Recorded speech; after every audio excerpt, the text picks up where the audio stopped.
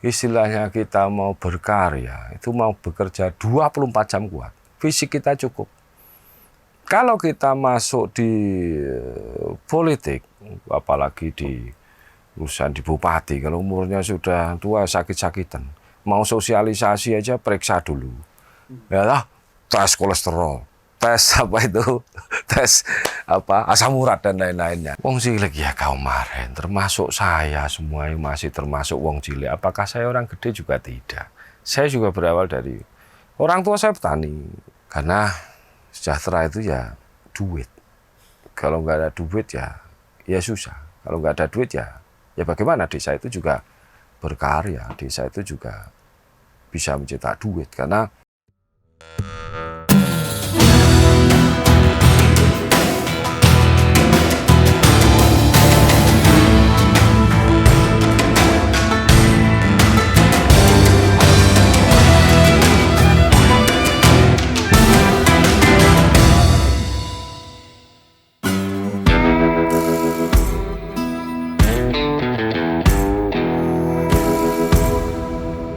saya sebelum jadi anggota dewan, kebetulan basic saya adalah entrepreneur banyak saya di agribisnis dulu, di peternakan, di pertanian, di perkebunan, di peternakan sapi, ada ayam, ada ya perkebunan macam-macam lah, ada pisang, ada sayur mayur, karena memang apa ya populasi manusia tambah tahun akan selalu bertambah. Dan pangan ini tidak akan pernah turun harganya, selalu akan naik terus-menerus. Dan kebutuhan pun juga sangat naik terus-menerus. Siapa yang bisnis di agribisnis, di pangan, itu sebenarnya tidak ada matinya. Dan kawannya banyak, kawannya petani. Temannya bisa menjadi teman sharing, bisa menjadi teman berkarya dalam agribisnis, bisa menjadi teman politik, dan mereka jumlahnya banyak. Terus habis itu kebetulan saya masuk ke politik. Kebetulan saya mimpin jadi Bupati Klaten. Dulu saya 32 tahun kurang sedikit umur saya. Jadi saya mimpin 2 kali, 2 periode. Selesai tahun 2015. Baru setelah dari agribisnis itu ya mungkin saya jadi bupati karena saya bisnis di agribisnis itu. Kalau nggak di agribisnis saya nggak punya duit, nggak bisa nyalon bupati mungkin. Karena ya kita mau pasang apa saja, banner apa saja, baliho semua pakai duit itu. Nah tentu kita yang muda itu harus semangat. Terus saya waktu itu memang masih ya mulai bisnis dari 24 mungkin. Sebelumnya memang saya bekerja di beberapa perusahaan swasta sih. Terus tapi nggak cukup, gaji saya pakai pacaran nggak cukup, jadi saya akhirnya bisnis. Kalau dipakai pacaran, mau diajak nonton pacarnya nggak cukup itu. Takut, cukup apa enggak. Dulu pas pernah itu ada Planet Hollywood itu baru-barunya itu. Mau nonton, saya harus nengok dulu itu. Nengok ke sana dulu diajak nonton pacarnya, cukup nggak kira-kira? Oh nggak, tanya masuknya cuma 20.000. Oh bisa, berarti kuat. Jadi itu baru saya masuk di bupati itu. Setelah bupati kebetulan kita dipercaya lagi untuk masuk di DPR RI. Kebetulan saya Klaten, cuman dapil saya di Banyumas dan Cilacap. Nggih.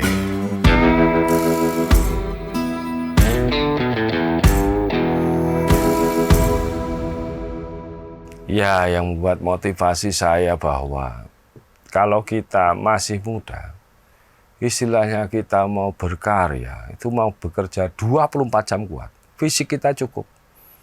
Kalau kita masuk di politik, apalagi di urusan di bupati, kalau umurnya sudah tua sakit-sakitan, mau sosialisasi aja periksa dulu.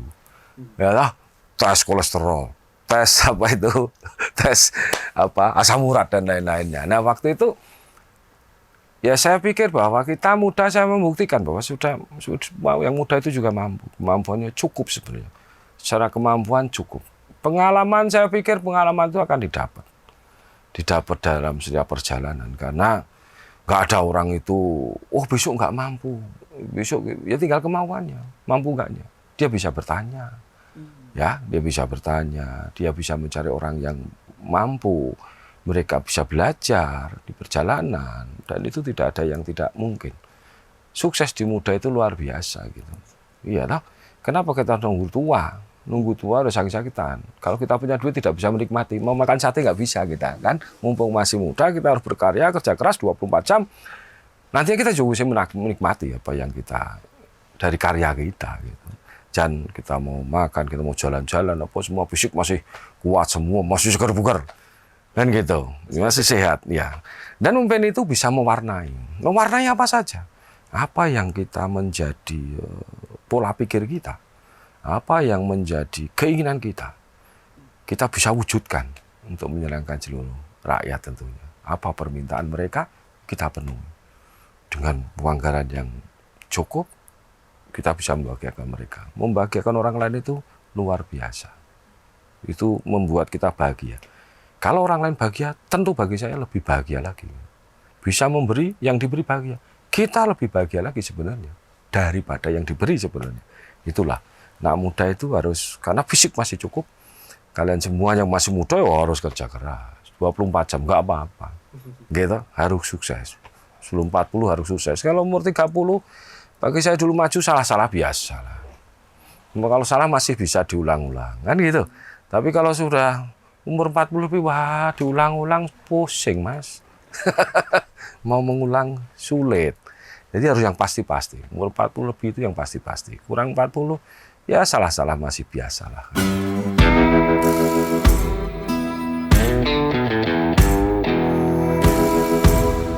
Ya, PDI Perjuangan kebetulan bapak saya ya PNI. Kan gitu. Jadi udah terbiasa. Kita di rumah pasti ya penuh gambarnya Bung Karno. Jadi itu kan membekas, itu kan ngena di hati. Dari kecil, secara tidak sadar, secara tidak disadari kan setiap hari melihat. Itu akan membentuk juga karakter kita. Karakter kita, apa yang biasakan orang tua sebenarnya. Bukan secara, apa istilahnya, kita bukan terbentuk sehari dua hari istilahnya. Karena memang dari kecil sering melihat. Tentu itu akan membekas, dan bekas itu yang akan membuat kita termotivasi juga akhirnya kan.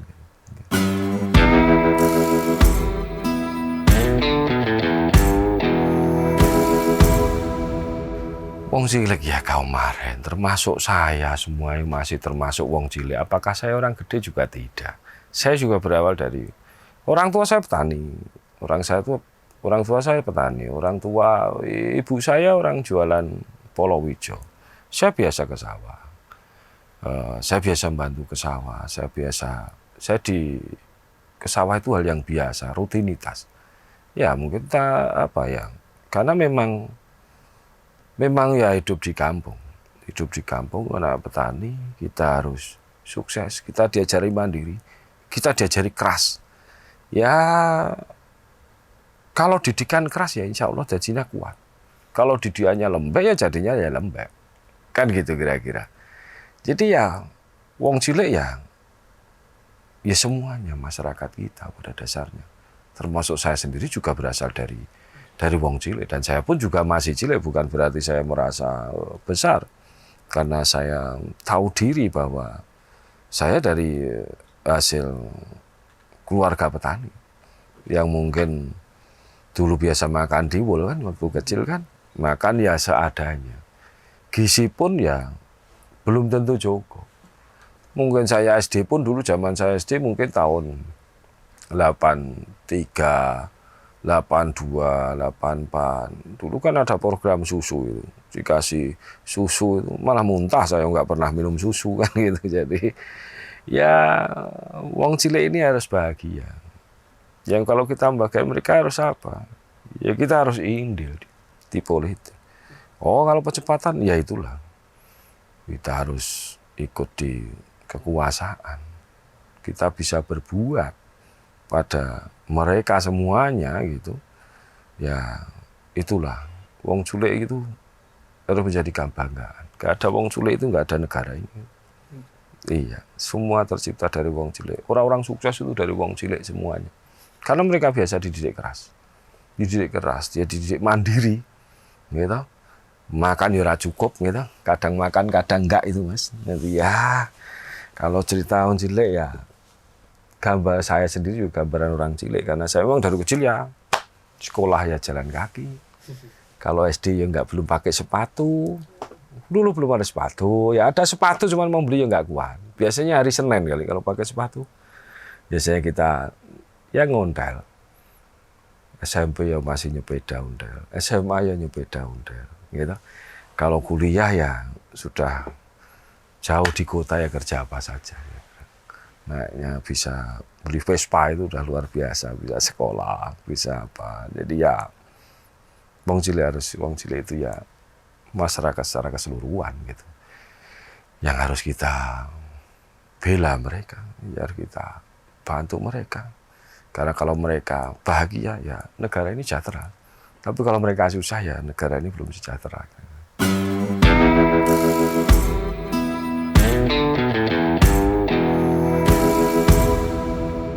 Ya tentu kalau di dapil saya itu yang cilik kan banyak, tentu ada pertanian, ada petani, ada nelayan, kadang-kadang ya banyak juga belum nelayan, ada permasalahan-permasalahan ya wajar, nelayan, oh yang kapal gede mereka pakai solar, yang nelayan kecil itu yang pakai kapal kecil tapi malah pertalite, gitu. Tentu itu juga harganya biarpun disubsidi tapi tetap lebih mahal, itu yang perlu kita perjuangkan, itu yang perlu kita bantu. Bagaimana kebijakan itu berpihak kepada mereka, termasuk ya kalau kita bicara di Banyumas, Cilacap itu kan juga pertanian itu juga bagaimana mereka kelembagaannya, kita juga ada, alhamdulillah mereka pun juga sudah mulai kita bantu bagaimana tata kelola yang benar, tata kelola tanam yang benar. Mungkin saya juga ada beberapa bantu teman-teman itu, ada termasuk untuk mensejahterakan tiap desa. Karena saya juga pencetus BUMDes juga. Pada milik desa dulu, saya juga pencetusnya waktu saya jadi bupati.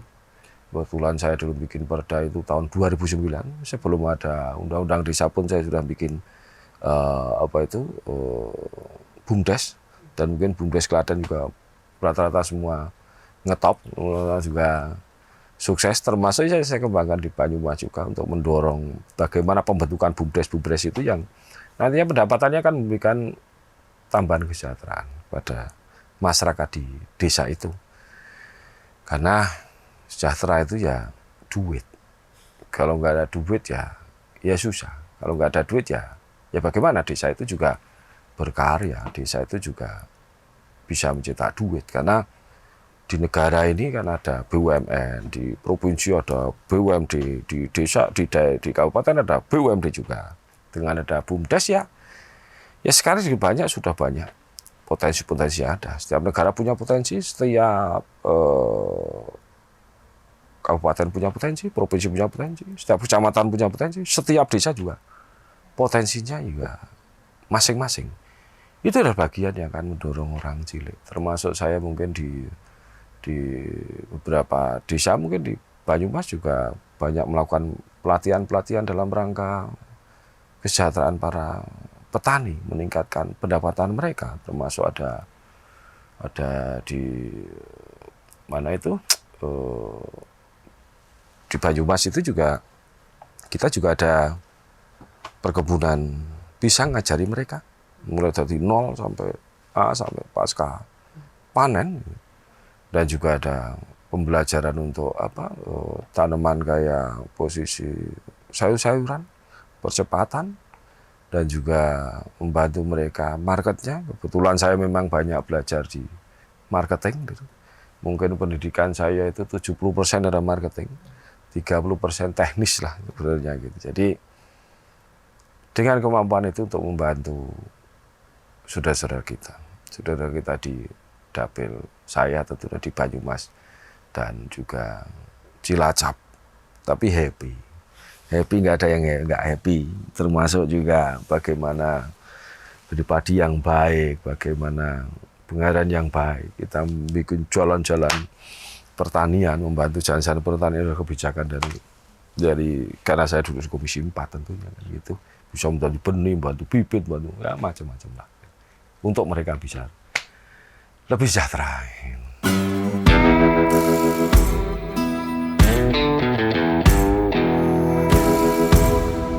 Ya, isu yang sekarang yang sedang dibicarakan, kebetulan kita bicara di pertanian, ya bagaimana kita itu bisa surplus pangan, khususnya beras. Sekarang isu beras kan naik terus harganya, bagaimana kita dorong kepada Kementerian Pertanian, kepada Bulog, kepada Badan Pangan, untuk segera menstabilkan harga ini. Jangan terlalu lompatannya terlalu tinggi, tentu juga akan memberatkan masyarakat juga, ini juga mendorong inflasi juga. Nah itu kan penting juga, termasuk juga kita tentunya kalau di lingkungan hidup ya kita mendorong bagaimana ya cuaca di Jakarta ini baik. Polusi di Jakarta yang kayak gini ini kan yang tentunya kita mendorong Menteri Lingkungan Hidup. Bagaimana kita bisa selesaikan? Masalahnya apa saja? Apakah benar itu cukup dari mobil, dari motor semuanya kan gitu? Apakah itu nggak dukung dari pabrik-pabrik yang ada mungkin di sekitaran Jakarta yang saya mendukung polusi, mungkin yang berbahan batu bara atau yang lainnya, atau mungkin ada peleburan yang lain-lainnya. Ya, tentu termasuk itu pengecekan juga. Itu kita dorong untuk bisa bagus di Jakarta ini. Jangan polusinya seperti ini tentunya kan gitu. Termasuk juga isu-isu kita di perikanan. Bagaimana perizinan itu juga tidak sulit gitu. Juga nelayan juga terbantu, termasuk nelayan di perbatasan itu, perbatasan kita utamakan, termasuk di pertanian juga kita bahas untuk perbatasan dengan negara lain, kita dorong anggarannya biar meningkat, biar mereka juga mengikuti yang lainnya. Mungkin itu sekitar.